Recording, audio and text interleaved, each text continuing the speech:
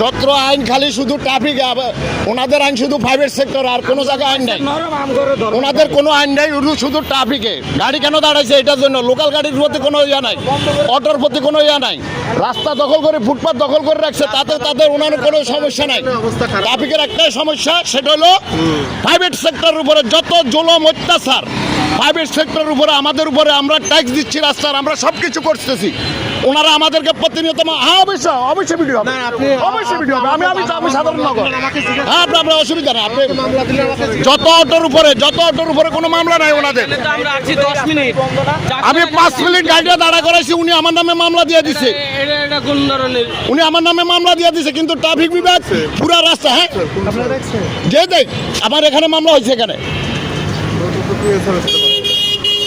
ওনাদের কোনো জামিলা নাই। ওনারা শুধু ট্রাফিক বিভাগ, যে সরকার, যে গভর্নমেন্টকে চালাচ্ছে ট্যাক্স দিয়ে, তাদের উপরে তাদের